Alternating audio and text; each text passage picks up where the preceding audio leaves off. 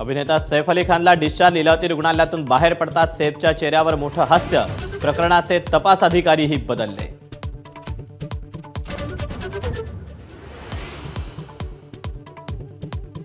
सैफचा हल्लेखोर शहजाद मेघालय सीमेवरील डावकी नदी ओलांडून भारतात आल्याचं उघड. पश्चिम बंगालमध्ये आधार आणि सिम कार्ड बनवल्याचंही तपासात निष्पन्न.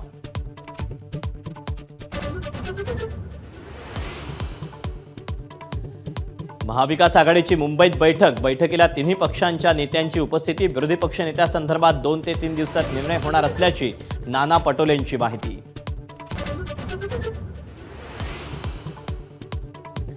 रायगडच्या पालकमंत्री पदावरून महायुतीतला वाद टोकाला. गोगावले समर्थक पदाधिकाऱ्यांनी दिले राजीनामे. गोगावले समर्थकांचं मुंबईत शक्ती प्रदर्शन.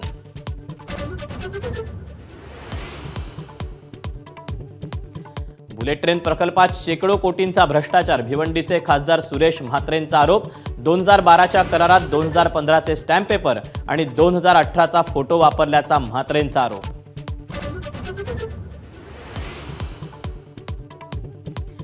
दहिसरमध्ये पुन्हा एकदा हिंदी मराठी भाषेचा वाद. 2 बाउन्सर्सचा मराठी बोलण्यास नकार. मनसेकडून समाचार. दोन्ही बाउन्सर्सना मराठीत माफी मागायला लावली.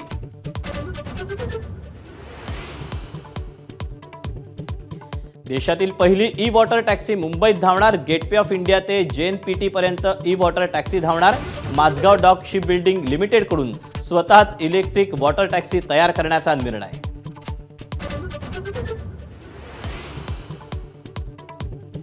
पश्चिम रेल्वे मार्गावरील माहीम ते वांद्रे स्थानकादरम्यान 24 आणि 25 जानेवारीला रात्रकालीन विशेष ब्लॉक. लोकलच्या 427 फेऱ्यांवर परिणाम. मिठी नदीवरील पुलाच्या पुनर्बांधणीसाठी ब्लॉक.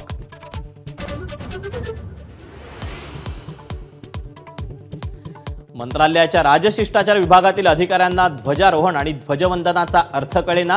26 जानेवारीला ध्वजवंदन केलं जातं, मग पालकमंत्र्यांनी ध्वजारोहण करावं असा शासन निर्णय काढला.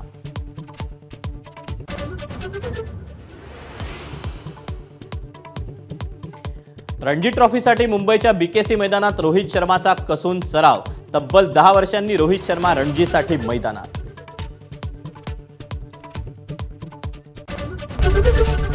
ABP माझा, उघडा डोळे बघा नीट.